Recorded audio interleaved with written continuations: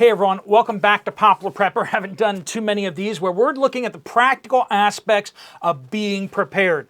And as SHTF is kind of looming on the horizon, as the stuff is about to hit the fan, I'm going to walk you through 6 items, some mostly low-tech items that you need to think through, that you need to have sorted out.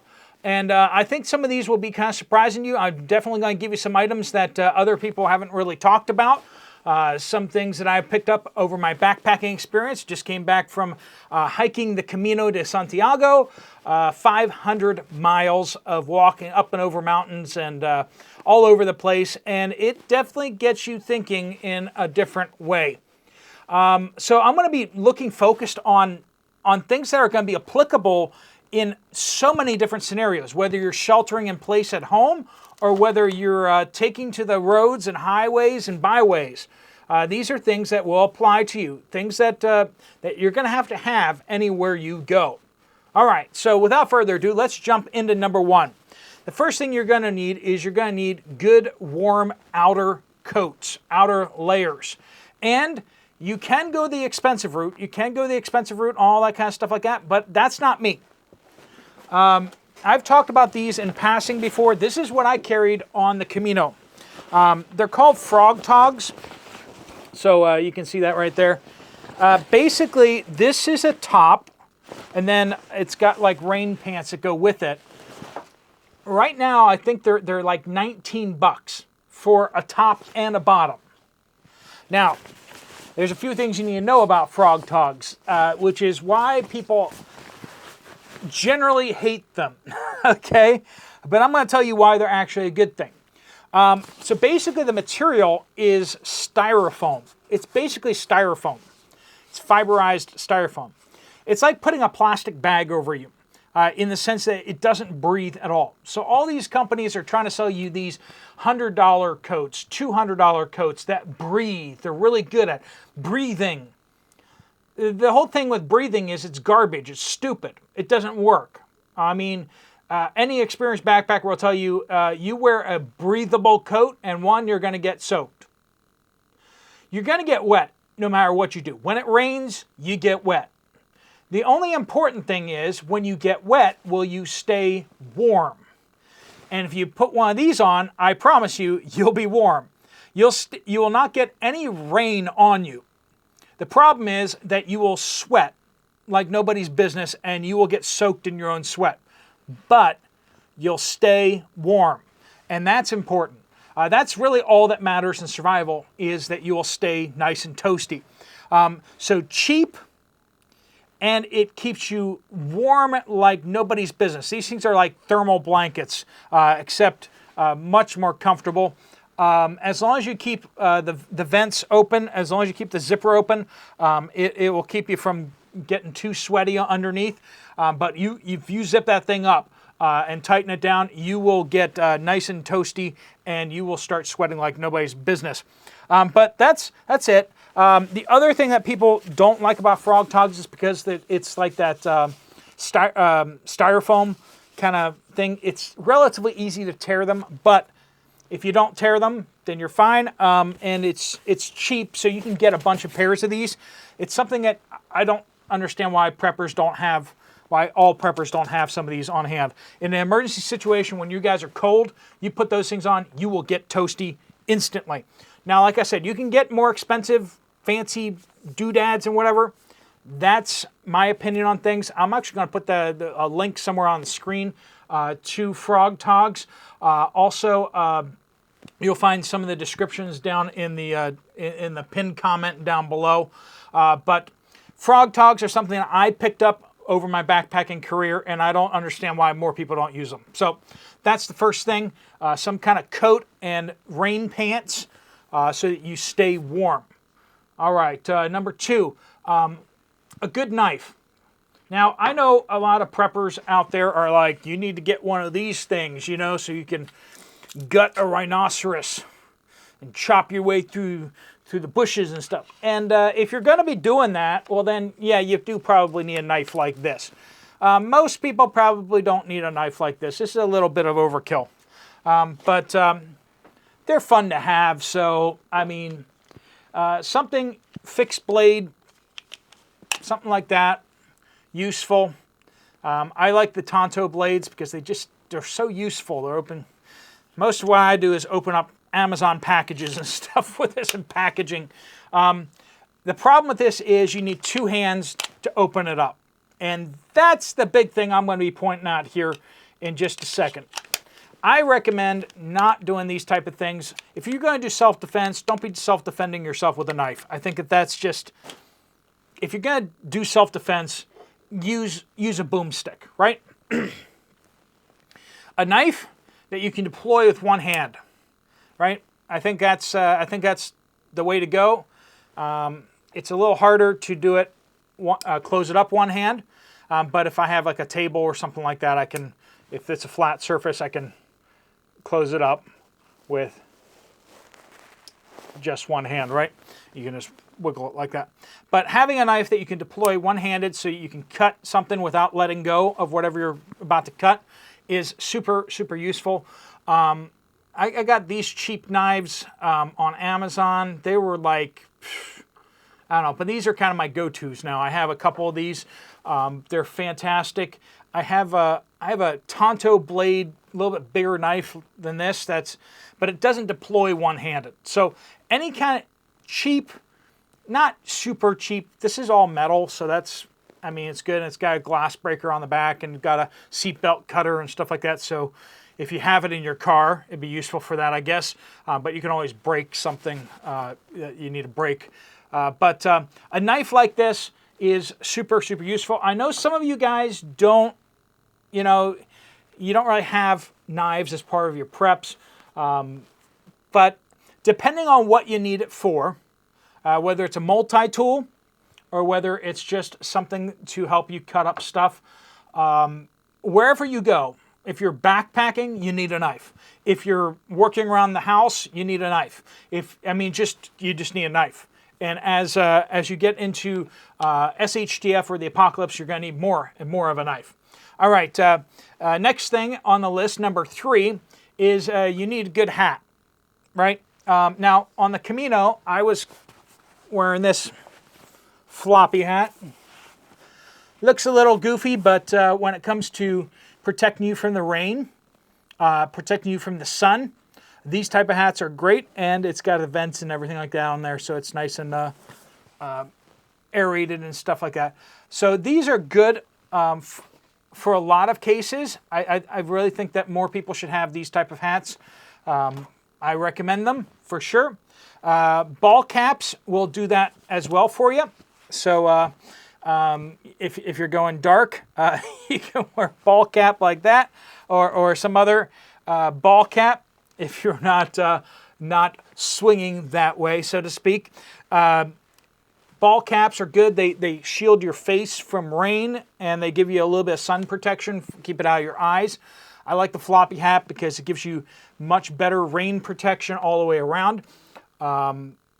If you have the floppy hat on and then you put a hood over and cinch it down, I had a really nasty storm going over the Pyrenees where the rain was coming in sideways, and I wanted to keep my glasses and face dry. If you can just keep your face dry, you'll feel a whole lot better, I promise. It's like there's a psychological thing. When your face is wet, you feel wet. But if you can keep your face dry, you feel a whole lot better. It just lifts your spirits a lot. So that, and then if it's cold, you're going to have like a beanie or some kind of cold hat over top of you. That will, but having a hat is like so necessary wherever you go. Next up, number 4, good shoes. Now, I have gotten into the cult of Merrell. These are what I hiked with. And let's just say Merrell shoes are basically all I wear now. And I know there's other brands that people have gotten in with. If you're really familiar with a brand and you really like that brand and you know what they got and how to care for those shoes and stuff like that, awesome. Merrells are great because they just last forever. So 500 miles, and the tread's about gone on those things, but 500 miles, most shoes will blow out after about 300 miles.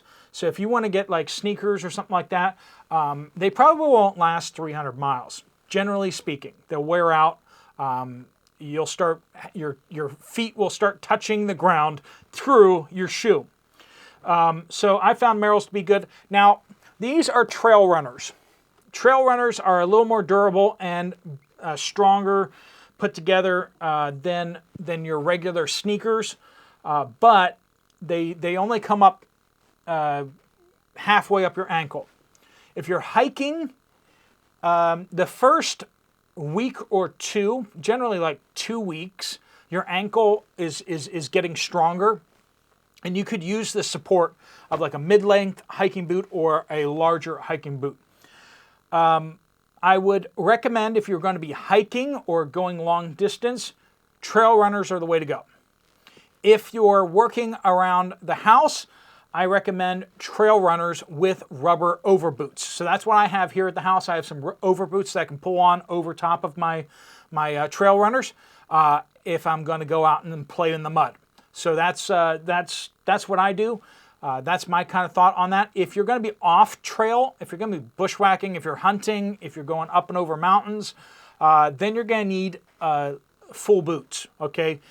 Give you that ankle support, and also to keep stuff from getting down into your shoe, because these things, you get a lot of crumbs and dirt and gravel and stuff like that in your shoe. That even happened while I was hiking a good bit.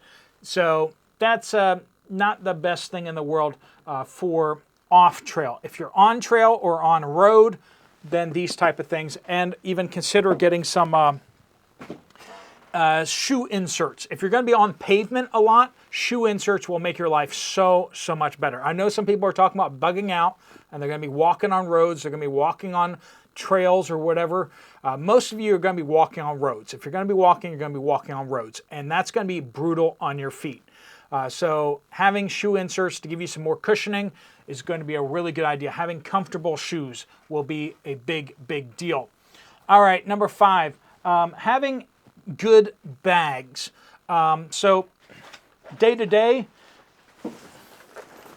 I use this book bag. I think my mom picked it up at a yard sale somewhere, but it's a good bag.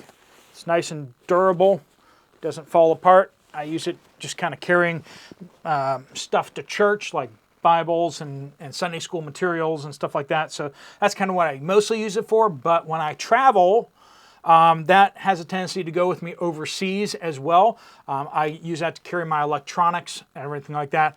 But having good, dependable bags that aren't, the seams aren't ripping out on them, is a really big deal.